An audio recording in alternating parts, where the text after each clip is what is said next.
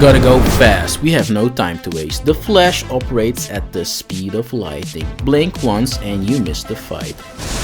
As a member of the capital's ancient dragon cult, this superhero has knowledge of the dragon cult incantations, while being a skilled fighter that has mastered legendary ornaments and weapons that require a lot of proficiency to handle well. The Flash was the strongest warrior of his clan before becoming a superhero and joining the dragon cult, but more about that later on in this video. The Flash is a harmony-ridden build, having tools for every single situation every second of combat. It is action-packed, too much fun, and the Flash quickly destroys his opponents. With this build you actually wanna die versus bosses, so you can just experience the build as much as possible.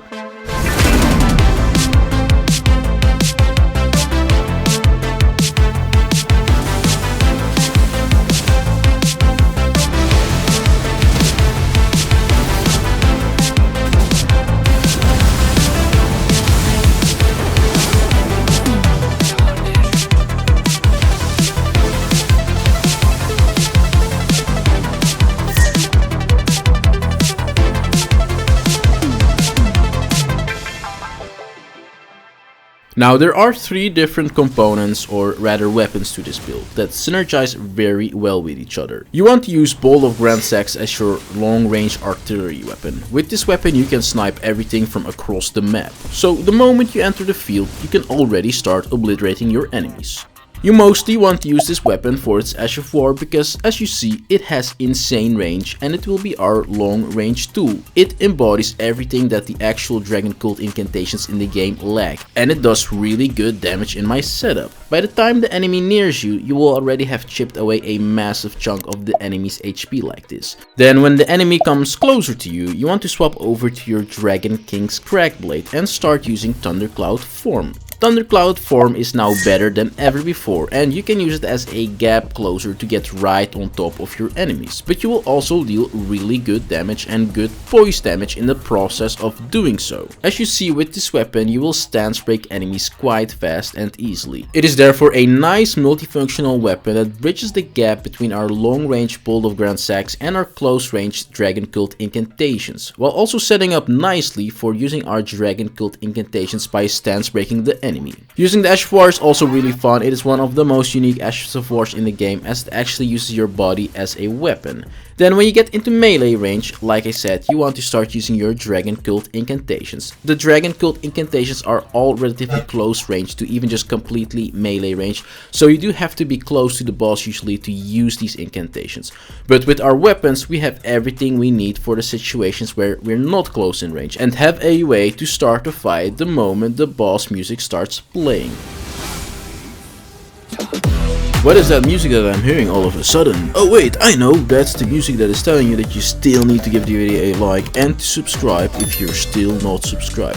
What the f are you waiting for? Let's go!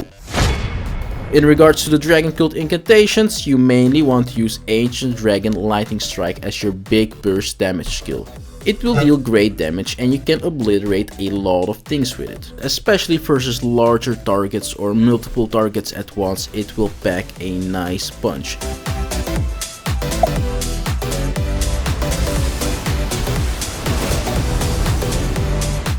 Now when you're completely on top of your enemies, so literally on top of them, you mainly want to use Fortissax Lightning Spear. This is pretty much the better version of Ancient Dragon's Lightning Spear, so if you want to use one of the two, definitely use Fortissax Lightning Spear. And it's actually really nice with how Thundercloud form sets up for it perfectly. It puts you in fact right on top of the boss, so you can use this incantation right away and it will deal great damage and usually be a great finisher. Fortissax Lightning Spear works amazing versus humanoid type of enemies, or just when you need a faster paced incantation to deal great burst damage. And versus enemies with larger hitboxes and where you can charge up, you'll definitely want to use Ancient Dragon Lightning Strike to dish out insane damage. When using Ancient Dragon Lightning Strike, you don't want to be on top of the enemy like with Fortissax Lightning Spear, but rather take some steps back so that you can maximize the number of lightning strikes that actually hit your opponent. Outside of that, in terms of Dragon Cult incantations, you can also use Frozen Lightning Spear wherever you see fit. I would however use it with lower priority than the other two incantations that I mentioned so far, but this is a visually very appealing incantation and actually also procs Frostbite on your enemies. So if you want to use it, I would use it as soon as possible in the fight to get that Frostbite debuff going on your enemies as soon as possible. And finally, Lansseax Glaive is not a great single target spell, so you don't really want to use it in boss fights, but it's really good for when you're just exploring in the open world or in dungeons, and you can then use it as your tool to clear groups of mobs really quickly. Alternatively, Ancient Dragon Lightning Strike is also a good option for AoE clearing. For buffs, I would recommend using Golden Vow and Black Flame Protection with this build. Golden Vow will give you a nice extra damage boost and give you extra tankiness, and Black Flame Protection will make you really sturdy in combat, so you can sustain a lot more hits with that as well. So a summary of the incantations that you want to run are these 6, and you can fill the last 4 spots with whatever you like. You have 10 memory slots anyways. If you want to complete the aesthetic and theme of this build, then you can complete these slots with the other Dragon Cult incantations in the game, just for the fun of it mostly, because spells like Lightning Spears are kinda rendered obsolete when playing my Dragon Cult Flash build, because we can just use Ancient Lightning Spear instead that has a much better range and pretty much functions like a nuclear missile with this build.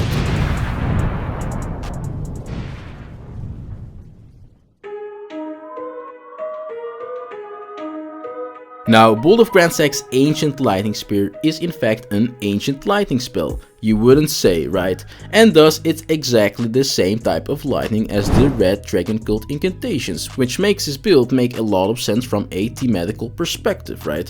And Thundercloud form is also a form of red lightning, indicating it's also related to the Ancient Lightning or Dragon Cult school in the game.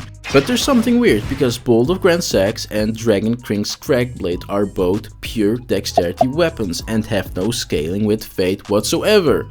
And the seal that you want to run with this build is the Gravel Stone seal, which will boost all of our lightning incantations with 15%, which is really nice, but it has no scaling with dexterity either.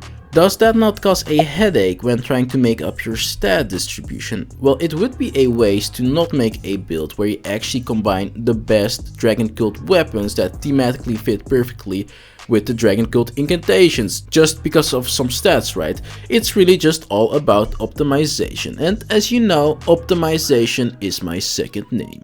Now there's a trick to make this hybrid build work. Bolt of Gransax and Dragon King's Cragblade have significant scaling up to 50 dexterity. It is about 80% of all the damage it gets through its scaling. And Gravel Stone Seal is a Strength Fate hybrid seal that mostly scales with Fate. It being a hybrid seal means it has most of its scaling up to 45 Fate.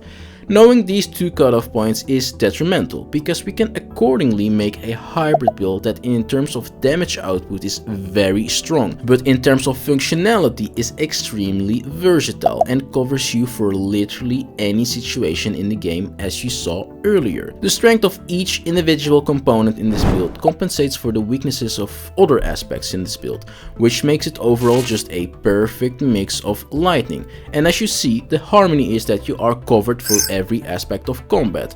Both the DEX weapons and Fate incantations will both respectively deal massive damage, and this is thanks to the magic of optimization, utilizing the breakpoints of scaling for a hybrid build like I showed you, and just really pushing the boundaries of what is possible.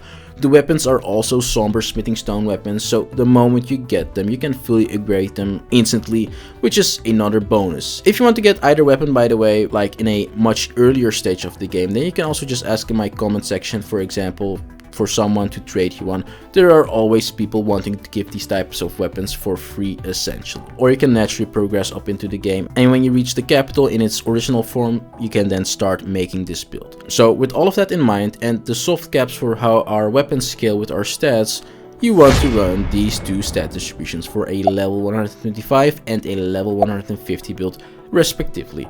This will give you great damage output while not neglecting other important stats for this build like mind, endurance and vigor.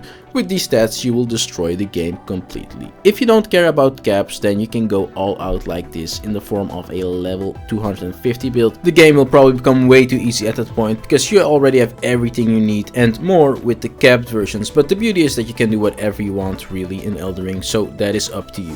For gear, the Flash uses the Caden helmet, Malekith's armor and greaves, and the Crucible gauntlets. Not only does this make the Flash look fantastic while fitting with the theme of the build, it also makes us reach that poise threshold of 50 so we can resist interrupting hits. Regarding talismans, this build is a hybrid build, so we use both Shard of Alexander as well as the Phlox Canvas talisman to boost our Ash of War damage output as well as the damage from our incantations. Then the other two talismans that I use are really nice because they synergize well in the sense that they buff our weapons and our incantations at the same time. Godfrey Icon to buff our chargeable incantations and Ashes of Wars, then the Lightning Scorpion Charm, which will boost the damage output of every single aspect in our build since we are all about lightning, so it is an amazing option. For our crystal tiers in our flask, the must-have is the Lightning Shrouding Crack tier, exactly for the same reason as the Lightning Scorpion Charm. Then for the second crystal tier you can use whatever you want really. We hit both our major scaling breakpoints, but I still use the Fate Knot crystal tier to squeeze in some more damage.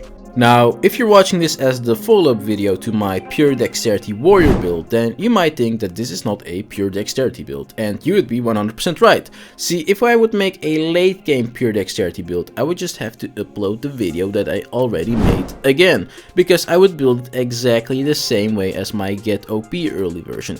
Just due to the fact that Guardian Sword Spears are the ultimate pure dexterity weapons for a melee dexterity pure physical damage catered build.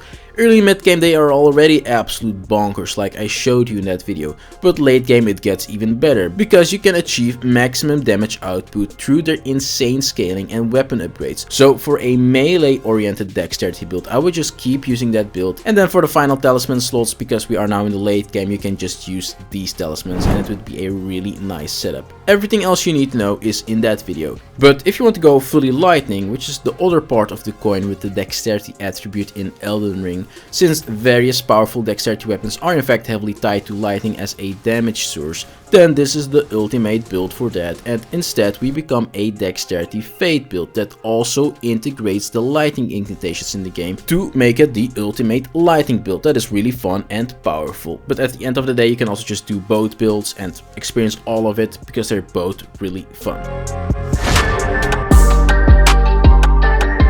Playing as my Dragon Cult Flash build makes sure nothing in the world of Elden Ring is safe for you anymore. You have the tools for any situation really, and every second of combat is filled with action and you destroying your enemies. The harmony in this build makes this a build you definitely need to try, especially for the late game where difficulty does ramp up in Elden Ring and you really start noticing the versatility of this build and that you can adapt to any situation with great results. This is also a great build for NG+, and who knows, upcoming DLCs, you name it. Have fun playing as the Dragon Cult Flash. I hope you enjoyed the video. If you did, make sure to leave a like, subscribe if you're still not subscribed for some reason, hit the bell so you're the first to get notified when I upload something, and let me know your thoughts in the comments.